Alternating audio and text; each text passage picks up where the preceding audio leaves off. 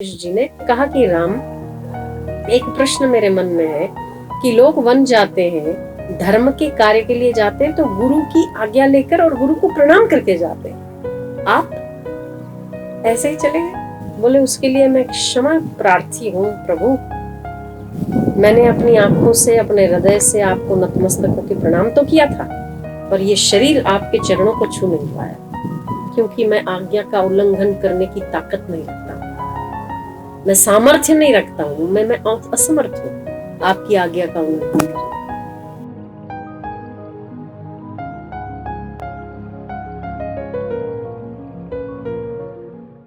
गुरु तीनों लोकों के नाथ और प्रकृति का श्रृंगार है। क्या है?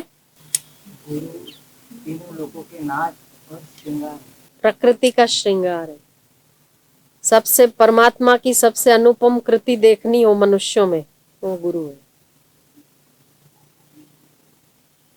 ईश्वर की अनुपम कृति गुरु है, वो प्रकृति का श्रृंगार है।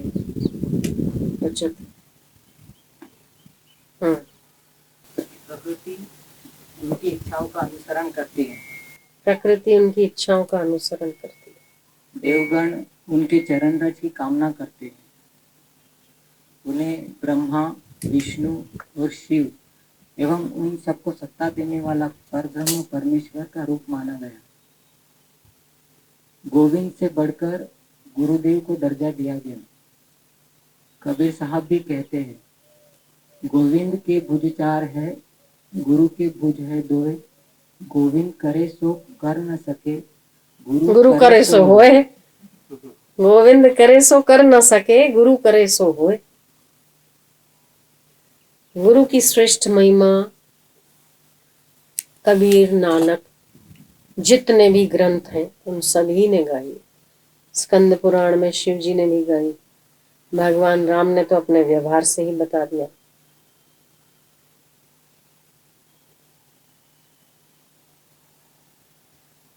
राम जी को वनगमन हुआ तो वशिष्ठ जी को ठीक नहीं लगा। तो वशिष्ठ जी आके खड़े रहे। राम जी ने उनके सामने नहीं देखा। क्यों नहीं देखा? कि गुरु की आंखों का अगर इशारा भी हो जाएगा कि नहीं जा, मैं 14 साल कैसे जाता हूँ, मुझे नहीं देखता। तो वशिष्ठ जी भी समझ रहे थे, तो वशिष्ठ गुरु थे। उन्होंने सोचा कि मैं रोकने की कोशिश तो करूं, प्रयास तो करूं, पर उनका तो जन्म ही धर्म के लिए हुआ, उन्हें तो जाना ही चाहिए। और एक आंख कह रही थी कि भेज दो, दूसरी कह रही थी कि रोक लो। एक आंख में जल था, एक आंख में नहीं था। तो आगे बढ़े तो राम जी घूम गए। उन्होंने देखा कि जैसे उनके चरण आगे, उनके चरणों पर ध्यान था, घूम गए तो वशिष्ठ जी समझ गए कि राम जी मेरी आज्ञा का उल्लंघन नहीं करना चाहते। कितना निष्ठा! इसीलिए उन्होंने मुझे संकेत दिया है कि आप मुझे आज्ञा ना दो, क्योंकि मुझे जाना ही, मुझे जाना ही। तो हम ये सोचते कि अगर तो उस वक्त में वशिष्ठ जी आदेश दे देते तुम्हें नहीं जाना है, तो राम जी नहीं जाते। मतलब गुरु आज्ञा का उल्लंघन करने का। जब 14 वर्ष के बाद जब राम जी आए तो वशिष्ठ जी ने, वो भरत जी के साथ जब गए थे, तब उन्होंने कहा कि राम, एक प्रश्न मेरे मन में है कि लोग वन जाते हैं, धर्म के कार्य के लिए जाते हैं तो गुरु की आज्ञा लेकर और गुरु को प्रणाम करके जाते हैं। आप ऐसे ही चले गए, यूं ही चले गए। बोले उसके लिए मैं क्षमा प्रार्थी हूँ प्रभु। मैंने अपनी आंखों से, अपने हृदय से आपको नतमस्तक होकर प्रणाम तो किया था, पर ये शरीर आपके चरणों को छू नहीं पाया। बोले ऐसा क्यों किया तुमने? बोले क्योंकि मैं आज्ञा का उल्लंघन करने की ताकत नहीं रखता हूँ, मैं सामर्थ्य नहीं रखता हूँ, मैं असमर्थ हूँ आपकी आज्ञा का उल्लंघन करने में। और आप स्वयं जानते थे कि मुझे धर्म की रक्षा के लिए 14 वर्ष जाना ही उचित था। ऐसे में उस धर्म की रक्षा कैसे होती? रावण कैसे मरेगा? कैसे शूर्पणखा मरेगी? इतने सारे राक्षस उत्पात मचा रहे, खरदूषण मरा, कैसे मरता वो? वशिष्ठ जी कहते मैं भी समझ रहा था। बोले वो मैं आपकी मूक आज्ञा समझकर वन में आ गया। अगर आप चाहते तो आप बोलकर आदेश दे सकते थे कि राम नहीं जाना है, पर मैं आपकी आज्ञा ठुकराने में असमर्थ था, इसीलिए मैं आपके सामने नहीं आया। कैसी निष्ठा, भगवानों की निष्ठा। नहीं तो जाते और राम जी कहते कि मत जाते, बोले मेरे को तो जाना ही पड़ेगा, वो तो फिक्स है, वो तो होना ही पड़ेगा। आज के चेले जैसे जवाब देते हैं, वो तो बोल दिया है, कह दिया है, वो तो करना ही पड़ेगा, वो तो चारा ही नहीं है। तो फिर गुरु भी बोलेगा चल भाई तेरी मर्जी है, जैसा करना कर ले। अपनी मर्जी से गुरु को नहीं चलाया। चाहते वे तो प्रणाम करते, प्रणाम करते तो गुरु आदेश देते, मैं असमर्थ हूं आपकी आज्ञा का उल्लंघन करने में, आपकी आज्ञा को ठुकराने में मैं असमर्थ हूं, इसीलिए मैंने अपने कदम,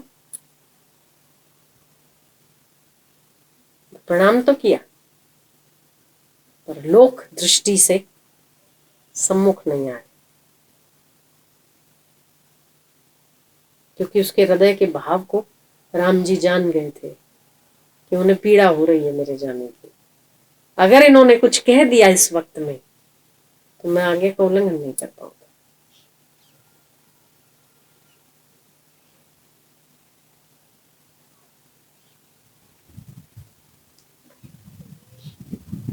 तो परमात्मा से गुरु बढ़कर है, प्रकृति का श्रृंगार है, परमात्मा की अनुपम कृति है। श्रद्धालु साधन में तत्पर एवं इंद्रिय निग्रह को ही ज्ञान की प्राप्ति होती है। ज्ञान प्राप्त कर लेने पर तत्काल शांति मिल जाती है। श्रद्धा क्या है? श्रद्धा का अर्थ होता है भक्ति, प्रेम, विश्वास और समर्पण। श्रद्धा में अपनी आंखों के स्थान पर गुरु की आंखों से देखने की कला सीखनी होती है।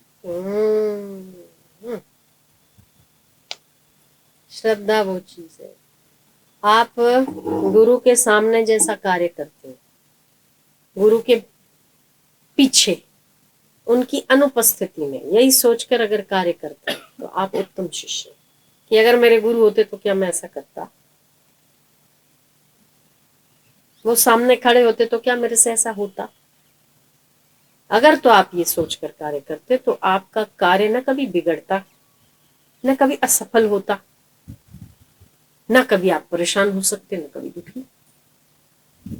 उनकी उपस्थिति 24 घंटा सोचकर कि आपके साथ है, क्योंकि गुरु आपके हृदय में अपने होने का चिन्ह स्थापित करते हैं।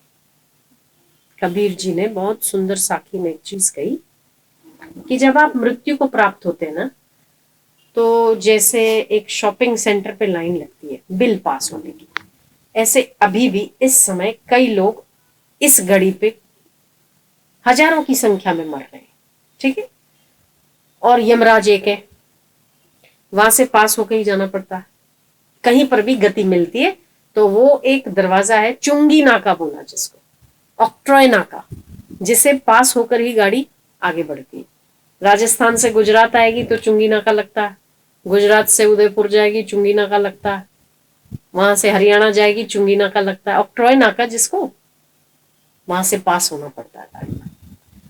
उस गाड़ी में क्या सामान है, कितना सामान है, वो वहां से स्कैन होता है। जैसे यहां सिस्टम वहां भी सिस्टम। कहा जाता है कि जब साधारण मनुष्य मरता है तब जो लाइन लगती है तो यमराज अधिक ध्यान नहीं देते, जाने दो यथा जितने जिसके कर्म है जाने दो। पर जब कोई गुरुमुखी आता है तो उसके सूक्ष्म हृदय पर, सूक्ष्म शरीर पे गुरु अपने ज्ञान का चिन्ह बना डालता है।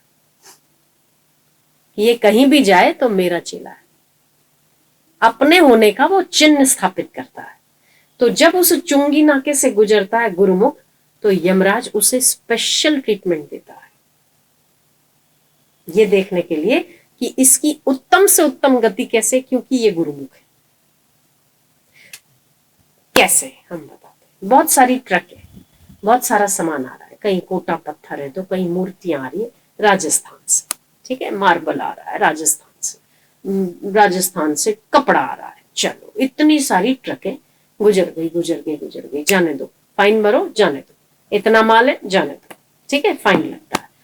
किसी के पास अगर किसी संस्था का या किसी बड़े व्यक्ति का लेटर हेड है कि ये पुलिस, डीआईजी, डीवाईपी, सीएम या पीएम जो भी यहाँ का अधिकारी होगा, ये गाड़ी मेरी है, ये हमारे लिए आ रही, तो क्या होगा,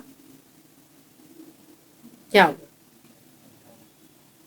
उससे नॉर्मल बिहेवियर नहीं किया जाएगा, स्पेशल ट्रीटमेंट दी जाती है। अच्छा सर, अच्छा आप सीएम साहब के वहां घर बन रहा है उनका, अच्छा अच्छा अच्छा, ठीक है ठीक है, गलती हो गई, हाँ भाई आपको ज्यादा दिक्कत तो नहीं। वो आदमी माफी भी मांगेगा अगर आपको उसने रोका है तो। ऐसे ही यदि यमराज से आपको पहचानने में गलती हो जाए ना, और उसको बाद में पता चले कि उसके चरण चिन्ह, उसके ज्ञान के चिन्ह आपके हृदय में अंकित है, ये गुरुमुखी आदमी आया है, तो वो कान पकड़ के हटेगा और आपको जाने देगा बिना फाइन के। ये गुरुमुखी होने का सबसे बड़ा उदाहरण, सबसे बड़ा प्रमाण। इसीलिए आप प्रत्यक्ष और अप्रत्यक्ष रूप से गुरु को अपने निकट रखिए। जितने वो आपके निकट रहेंगे उतना ही चुंगी नाकाओं से आप निकलते जाओगे। हाँ, यहाँ की भी। तो गुरु कितना बड़ा काम करता है आपके लिए, आपका कर्तव्य तो बनता ही है श्रद्धा रखना। श्रद्धा का मतलब क्या है? सेवा, समर्पण, निष्ठा, आज्ञा पालन।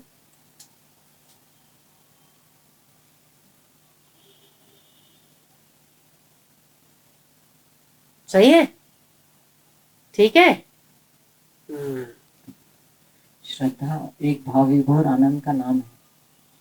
श्रद्धा में संघर्ष नहीं, समर्पण होता है।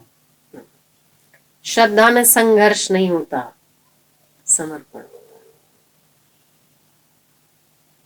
संघर्ष नहीं होता, समर्पण होता है। बोले रात है तो रात है। वो बोले सेठ ने नौकर को बोला बैंगन बहुत अच्छा है। बोले हाँ सेठ जी, बैंगन बहुगुणी है, इसमें इतने सारे गुण हैं, इतने सारे गुण हैं, इतने सारे गुण हैं। बोले चुप है। बोले महाराज मैंने क्या गलती कर ली, आपने कहा बैंगन बहुगुण है, बहुत गुण वाला है, बैंगन बहुत अच्छा है, मैंने कहा बहुगुण वाला है। बोले चुप है, बैंगन तो बेकार है। बोले हाँ सेठ जी, बैंगन तो बेगुना, कोई काम का नहीं, निकम्मा, मोटा मोटा दिखने का, अंदर अंदर फोफा फोफा। बोले चुप है। बोले अब क्या हो गया? बोले जब मैंने कहा बैंगन बहुत अच्छा, तूने कहा बहुगुण वाला, अब कहा मैंने कहा बैंगन बहुत बुरा, बोले बेगुना। चमचा कहीं का, जैसा बोलता हूं वैसा करता है। क्यों डबल ढोलकी, इधर भी बोलता इधर भी बोलता। बोले महाराज क्योंकि मैं नौकर बैंगन का नहीं, आपका। मैं नौकर बैंगन का नहीं हूं जो उसके गुण गाऊं या उससे द्वेष करूं। नौकर मैं आपका हूं। आपने कह दिया बैंगन बहुत अच्छा, मैंने भी गुण गाया बहुत अच्छा, आई बहुत अच्छा। आपने कहा बैंगन बहुत बुरा, मैं कहा बेगुना है एकदम, कोई गुण ही नहीं है उसमें। सेठ जी बड़े प्रसन्न हो गए। तो एक सेठ को नौकर ऐसा मिल सकता है, तो गुरु को शिष्य ऐसा क्यों? बोले ऐसा है तो हाँ है ही है। रात है, उन सुई की नोक से हाथी गुजर जाता है, पूंछ रह जाती, बिल्कुल महाराज ऐसा ही है। हाथी पसार हो गया, पूंछ रह गई, हाँ बिल्कुल ऐसा ही है।